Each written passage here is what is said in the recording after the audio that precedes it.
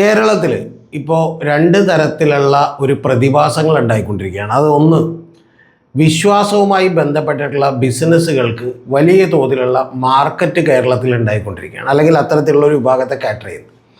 രണ്ടാമത്തേത്, വലിയ തോതിൽ അരാജകത്വവും തെറിവിളികളും ഒക്കെ തന്നെ ആസ്വദിക്കുന്ന ഒരു ജനസമൂഹവും ഉണ്ടായിക്കൊണ്ടിരിക്കുകയാണ്.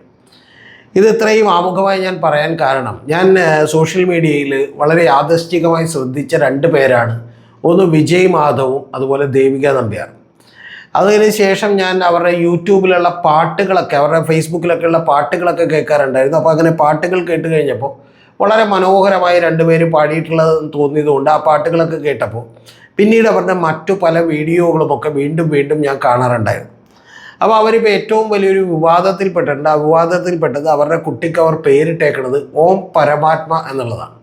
അപ്പോൾ ആ ഓം പരമാത്മ എന്ന് പറഞ്ഞ പേരിട്ടതുമായി ബന്ധപ്പെട്ട് അവർ വലിയ തോതിലുള്ള വിവാദത്തിലാവുകയും വലിയ തോതിൽ നെഗറ്റീവ് കമൻറ്റുകളൊക്കെ വരികയും ചെയ്തു. അപ്പോൾ ആ നെഗറ്റീവ് കമൻറ്റുകളൊക്കെ വന്നതിന് ശേഷം ഏതാണ്ട് ഒരു 45 മിനിറ്റിൻ്റെ വീഡിയോ ഇട്ടുണ്ട്. ആ വീഡിയോ തന്നെ ഈ ദേവിക നമ്പ്യാർ കരയുന്ന സങ്കടപ്പെടുന്ന ഒരു വീഡിയോ ഒക്കെയാണ്. പക്ഷേ ആ വീഡിയോയുടെ കരയുന്ന വീഡിയോയുടെ സങ്കടപ്പെടുന്ന വീഡിയോയുടെ കട്ടൊക്കെ എടുത്തു വെച്ചിട്ട് ഈ പറയുന്ന വിജയ് മാധവ് പറയുന്നത് ഞങ്ങൾക്കിത് ബിസിനസ് അല്ല, ഞങ്ങൾക്കിത് ഒന്നുമല്ല, പണം കിട്ടാനുള്ള വഴിയില്ല എന്നൊക്കെയാണ്. പക്ഷേ 45 മിനിറ്റുള്ള ആ വീഡിയോയുടെ കട്ടൊക്കെ എടുത്ത് ഏറ്റവും ആദ്യം ഫ്രണ്ടിൽ വെക്കുകയും പിന്നീട് മ്യൂസിക്കൊക്കെ കൊടുത്തത് പൊലിപ്പിക്കുകയൊക്കെ ചെയ്തിട്ടാണ് കൃത്യമായിട്ട് ഇട്ടേക്കുന്നത്. എന്ന് പറഞ്ഞാൽ അതിലൂടെ വലിയ തോതിൽ വരുമാനം ഉണ്ടാകണം എന്നവർ ആഗ്രഹിക്കുന്നുണ്ട് എന്ന് ചുരുക്കം. അല്ലാതെ വിജയ് മാധവ് തള്ളുന്നത് പോലെ മറ്റേ ഞങ്ങൾക്ക് ഈ വരുമാനം വേണ്ട, ഇതൊന്നും വേണ്ട, ഞങ്ങളിത് പണമൊന്നും ലക്ഷ്യമിട്ടല്ല എന്നൊക്കെ പറയുന്നത് തെറ്റാണ്.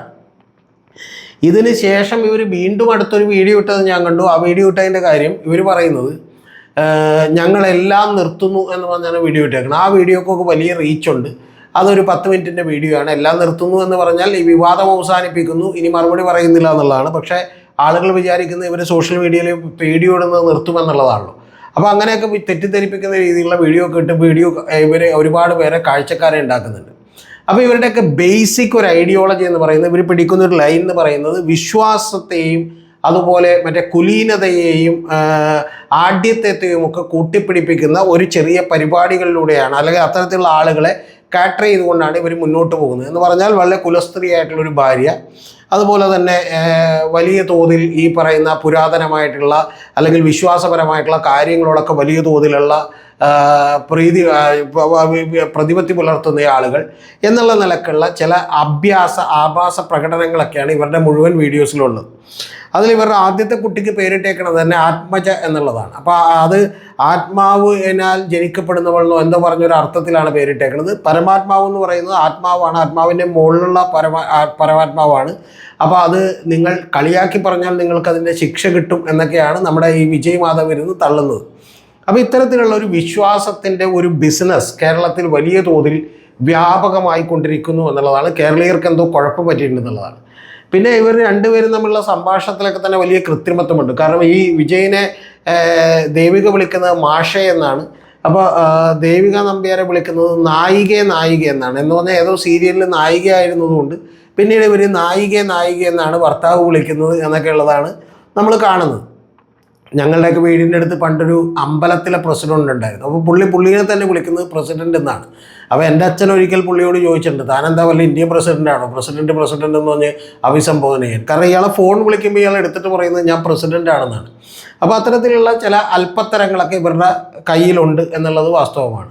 ഞാൻ ഇത്തരത്തിലുള്ള അല്പത്തരങ്ങളൊക്കെ നമ്മുടെ നാട്ടിൽ കൂടിക്കൊണ്ടിരിക്കുകയാണ്. ഇപ്പോൾ ഞങ്ങളുടെ തൊട്ടടുത്ത് തന്നെയുള്ള ഒരു റെസിഡൻസ് അസോസിയേഷൻ്റെ ഒരു സെക്രട്ടറിയോ അസിസ്റ്റൻറ്റ് സെക്രട്ടറി ആയിട്ടുള്ള ഒരുത്തൻ ഒരു 1.5 അടി നീളവും ഏതാണ്ട് ഒരു 1 അടി വീതിയുമുള്ള ബോർഡ് വെച്ചത് ഞാൻ കണ്ടു. ആ ബോർഡ് വെച്ചതിൻ്റെ ബോർഡിൽ അവർ എഴുതി വെച്ചേക്കുന്നത് അസിസ്റ്റൻറ്റ് സെക്രട്ടറി RR എന്നാണ്. എന്ന് പറഞ്ഞാൽ അതിൻ്റെ ഫുൾ ഫോം ഞാൻ പറയുന്നില്ല. അപ്പോൾ അത്തരത്തിലുള്ള പേര് കേൾക്കുമ്പോൾ നമ്മൾ വിചാരിക്കും ഏതോ ഗവൺമെൻറ്റിൻ്റെയോ അല്ലെങ്കിൽ വേറെ ഏതെങ്കിലും വല്ല ബോർഡിൻ്റെയോ വലിയ സെക്രട്ടറി പദവിയിലിരിക്കുന്ന ഒരാളാണെന്ന്. എനിക്ക് ഒന്നുമല്ല, അവിടുത്തെ റെസിഡൻസ് അസോസിയേഷൻ സെക്രട്ടറിയാണ്. അപ്പോൾ ഇത്തരത്തിലുള്ള അല്പന്മാരുടെ നമ്പറൊക്കെ കൂടി വരികയാണ്. ആ അല്പന്മാരെ ആദരിക്കാനുള്ള ആളുകളൊക്കെ കൂടി വരികയാണ്. ഈ കുട്ടികളുടെ പേരിനെ കുറിച്ചൊന്നും ഞാനൊന്നും പറയുന്നില്ല. അതൊക്കെ തന്നെ ഇവരുടെ മാർക്കറ്റിംഗ്, അതായത് ഈ പേരിട്ടുകൊണ്ട് ശ്രദ്ധ ആകർഷിക്കാനുള്ള, നമ്മുടെ ബോബി ചെമ്മണ്ണൂരൊക്കെ ഡ്രസ്സ് ഇട്ടുകൊണ്ട് ശ്രദ്ധ ആകർഷിക്കാൻ നടക്കുന്ന ഒരു പരിശ്രമം പോലുള്ള ഒരു പരിശ്രമമാണ്. പക്ഷേ എന്നെ അമ്പരപ്പിച്ചൊരു കാര്യം എന്ന് പറയുന്നത്, ഈ ദേവിക നമ്പ്യാർ പ്രഗ്നൻ്റ് ആയിരുന്നു. ആ പ്രഗ്നൻ്റ് ആയിരിക്കുമ്പോൾ ഛർദ്ദിക്കുന്നത് പോലും ഒരു വീഡിയോ ആക്കി ഇവർ പ്രസൻറ്റ് ചെയ്തു എന്നുള്ളതാണ്. അങ്ങനെ പോലും ഇവരുടെ റീച്ച് കൂട്ടിക്കൊണ്ടിരിക്കുകയാണ്. പിന്നെ ഇതിനിടയിലൂടെ എല്ലാം ഇവർ കൃത്യമായി ഇവരുടെ പ്രൊഡക്റ്റ് സെല്ല് ചെയ്യുന്നുണ്ട്. അതായത് ആത്മജ സെൻറ്റർ എന്ന് പറഞ്ഞിട്ടുള്ള ഒരു യോഗാ കേന്ദ്രം, ആ യോഗ പഠിപ്പിക്കുന്ന ക്ലാസ്സുകളിലേക്ക് ഏതാണ്ട് 3000 രൂപയാണ്. അപ്പോൾ 1000 ഓൺലൈനായിട്ട് യോഗ പഠിപ്പിക്കുന്നു. അപ്പോൾ നിങ്ങൾക്കൊന്ന് ഊഹിച്ചു തരാം, നമ്മൾ ഈ 3000 രൂപ 4000 രൂപ എന്നൊക്കെ കേൾക്കുമ്പോൾ കുഴപ്പമില്ലെന്ന് വിചാരിക്കും. പക്ഷേ അത് ഇപ്പോൾ 100 പേരോ 500 പേരോ 1000 പേരൊക്കെയാണ് അതിൽ പങ്കെടുക്കുന്നതെങ്കിൽ എത്ര വലിയ വരുമാനമായിരിക്കും നിങ്ങൾ ആലോചിക്കണം. ഇപ്പോൾ സഞ്ജീവ് നായർ എന്ന് പറയുന്ന ഒരാൾ ഈ അങ്കമാലിയിൽ വെച്ചിട്ട് ഏതാണ്ട് ഒരു പരിപാടി നടത്തി. അപ്പോൾ ആ പരിപാടിയുടെ ടോട്ടൽ റവന്യൂ ഞാൻ കാൽക്കുലേറ്റ് ചെയ്ത് നോക്കിയിട്ട് ഏതാണ്ട് 84 ലക്ഷം രൂപ വരും. അത് പെർ ഡേ പരിപാടിയാണ്. പക്ഷേ അതിന് മുമ്പുള്ള ഒരുപാട് ഒരുക്കങ്ങൾക്ക് വലിയ ചിലവുണ്ട്. അത് ട്രെയിനിങ് പ്രോഗ്രാമാണ്. പിന്നെ അദ്ദേഹത്തിൻ്റെ എക്സ്പെർട്ടൈസ് അതിനകത്ത് പ്രധാനപ്പെട്ട കാര്യമാണ്. അപ്പോൾ അതേപോലെ തന്നെ ഇവർ യോഗ പഠിപ്പിക്കുന്നു, മ്യൂസിക് ക്ലാസ്സുകൾ തുടങ്ങുന്നു, ഇങ്ങനെയുള്ള പല പരിപാടികൾ തുടങ്ങുന്നു എന്നുള്ളതൊക്കെയാണ്. പിന്നെ ഇവരേതോ എന്തോ ലേഹ്യമോ തൈലമോ എന്തൊക്കെ ഉണ്ടാക്കി വിൽക്കുന്ന, കുപ്പിയിലൊക്കെ അടച്ച് ആളുകൾക്കൊക്കെ അയച്ചു കൊടുക്കുന്ന പണിയൊക്കെ നമ്മൾ കണ്ടു. ഞാൻ പറഞ്ഞു വന്നത്, ഇത് ഒരു ദേവിക നമ്പ്യാർ വിജയ് മാധവിൽ അവസാനിക്കുന്നില്ല. ഇത്തരത്തിൽ ഭക്തി കലർന്നിട്ടുള്ള ബിസിനസ്സുകൾക്ക് ഇപ്പോൾ വലിയ തോതിലുള്ള ഒരു സാധ്യത കേരളത്തിലുണ്ട്. ആ സാധ്യത പ്രയോജനപ്പെടുത്തിക്കൊണ്ടാണ് നമ്മുടെ അൽ മുക്താദിറിൻ്റെ ഓണറും ഒക്കെ ബിസിനസ് തുടങ്ങിയത്. അതായത് ഒരു കമ്മ്യൂണിറ്റിയിൽ ഭക്തിയുള്ള ആളുകളെ പിടിക്കാനായിട്ട് ഞാൻ മുഹമ്മദ് നബിയുടെ പ്രവാചകൻ്റെ ഒരു 100 നാമങ്ങൾ അല്ലെങ്കിൽ 99 നാമങ്ങളിട്ട് ബിസിനസ് തുടങ്ങുന്നു എന്ന് പറഞ്ഞിട്ടുള്ള ബിസിനസ്സിലൂടെ പലിശ മേടിക്കാത്തതുകൊണ്ട് നിങ്ങൾക്ക് ലാഭവിഹിതം തരും, നിങ്ങൾ പണം കൊണ്ടുവന്ന് അടച്ചോളൂ എന്ന് പറയുന്നതിലൂടെയൊക്കെ തന്നെ, ഹലാൽ സ്വർണം വിൽക്കുന്നു എന്ന് പറയുന്നതിലൂടെയൊക്കെ തന്നെയുള്ള പല ബിസിനസ്സുകളും തുടങ്ങാൻ ലക്ഷ്യമിടുന്നത് അതുകൊണ്ടാണ്. ഇതിൻ്റെയൊക്കെ ചെറിയ രൂപങ്ങളാണ്. ഇത് ഒരു സൈഡിൽ വ്യാപരിച്ചുകൊണ്ടിരിക്കുമ്പോൾ നമ്മൾ മറ്റേ സൈഡിൽ കാണുന്നത് എന്താണെന്ന് വെച്ചിട്ടുണ്ടെങ്കിൽ ഇതിൻ്റെ നേരെ എതിരായിട്ടുള്ളൊരു ജനവിഭാഗത്തോട് വളർന്നുകൊണ്ടിരിക്കുകയാണ്. അതായത് തൊപ്പിക്ക് ആരാധകരുണ്ടാവുന്നു, തെറി പറയുക, വൃത്തികേടുകൾ പറയുക, ഇതിനൊക്കെ വലിയ ആരാധക വൃന്ദം ഇവിടെ ഉണ്ടാകുന്നു. നമ്മുടെ ബ്രദേഴ്സായിട്ടുള്ള 2 പേരുണ്ടല്ലോ, അതായത് അവരൊക്കെ തന്നെ ചാണകക്കുഴിയിൽ ചാടുന്നു, കുളിക്കുന്നു. അപ്പോൾ അതിനൊക്കെ തന്നെ വലിയ തോതിലുള്ള ആരാധകരുണ്ടാകുന്നു. അവർ ഒരു വാനിനകത്ത് ഇന്ത്യ മുഴുവൻ യാത്ര ചെയ്യുന്നു, എന്നിട്ട് വെട്ടിക്കിട എന്ന് പറയുന്നു, നിയമമൊക്കെ ലംഘിക്കുന്നു, അവർക്കുമൊക്കെ വലിയ ആരാധകരുണ്ടാകുന്നു. ഇങ്ങനെയുള്ള പല തരത്തിലുള്ള ആളുകൾ, മല്ലു ഫാമിലി എന്ന് പറയുന്നൊരു ഫാമിലി, അവർ ദാരിദ്ര്യം വിറ്റുകൊണ്ട് വളരെ ദുരിതത്തിലാണ്, കഷ്ടത്തിലാണെന്നൊക്കെ പറയുന്നു. അവർ ഒരു ഘട്ടത്തിൽ ചെന്നിട്ട് 2.5 ലക്ഷം രൂപയുടെ ബൈക്ക് എടുക്കുന്നു. ആ ബൈക്ക് എടുക്കുമ്പോൾ നാട്ടുകാർ ഞെട്ടുന്നു, അവർ വീണ്ടും എതിരാകുന്നു.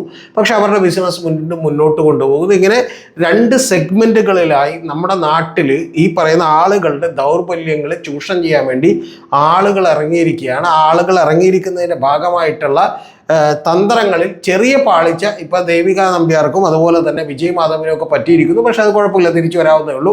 ആളുകൾ നമുക്ക് വീണ്ടും ഈ കുറച്ച് കമ്മ്യൂണിറ്റിയൊക്കെ നമുക്ക് കുറേ കാലം പിന്നെയും പറ്റിക്കാവുന്നതേ ഉള്ളൂ എന്ന് തന്നെയാണ് ഞാൻ വിചാരിക്കുന്നത്. കാരണം അതിനുള്ള ഒരു വളക്കൂറുള്ള മണ്ണായി കേരളത്തിൻ്റെ മനസ്സും ഈ വിശ്വാസികളുടെ മനസ്സും ഒക്കെ ഇപ്പോൾ മാറിയിട്ടുണ്ട്.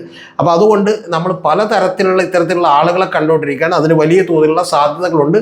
നിങ്ങൾക്ക് തുടരാവുന്നതേ ഉള്ളൂ. ഈ ദേവിക നമ്പ്യാർ ഒരു തവണ പറയുന്നൊരു വാചകമുണ്ട്, അതായത് തിരുവിതാംകൂർ കൊട്ടാരത്തിനകത്തേക്ക് കയറുകയും അവിടെ ഒന്ന് കാണുകയും ചെയ്യുക എന്നുള്ളത് വലിയ ജീവിതാഭിലാഷമായിരുന്നുവെന്നും അതൊക്കെ എന്തോ മഹത്തരമായ കാര്യങ്ങളാണെന്നും അവിടെയുള്ളതൊക്കെ തന്നെ വലിയ ആളുകളാണെന്നും പാവപ്പെട്ട കൂലിപ്പണിക്ക് പോകുന്ന സാധാരണക്കാരുടെ കാര്യങ്ങളല്ല, ഇത്തരത്തിലുള്ള കാര്യങ്ങളൊക്കെ ഉണ്ടോ അന്ധമായിട്ടുള്ളൊരു വിധേയത്വം ഒക്കെ മനസ്സിലുണ്ട്.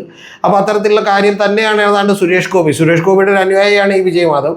സുരേഷ് ഗോപിയും ഒരു തവണ പറഞ്ഞത് നമ്മൾ കേട്ടിട്ടുണ്ട്, അതായത് ബ്രാഹ്മണനാവണം, എന്നിട്ട് പൂജ ചെയ്യാൻ കഴിയണം. അതായത് ഇത്തരത്തിലുള്ള വിടുവായുത്തങ്ങളും ഇതുപോലെയുള്ള മണ്ടത്തരങ്ങളും ഒക്കെ ഇവരുടെയൊക്കെ മനസ്സിൽ രൂഢമൂലമായി ഉറച്ചു പോയതാണ് കേട്ടോ. ഇവർ മുഴുവൻ അഭ്യാസമല്ല, ഇവരുടെ ഈ സുരേഷ് ഗോപി ആണെങ്കിലും അല്ലെങ്കിൽ വിജയ് മാധവ് ആണെങ്കിലും ഇവരുടെ മനസ്സിലേക്ക് ഇതൊക്കെ ഉറച്ചു പോയതാണ്. പരമാത്മാവും അതുപോലെ തന്നെ ആത്മാവും ഒക്കെ തന്നെ ഉറച്ചു പോയതാണ്.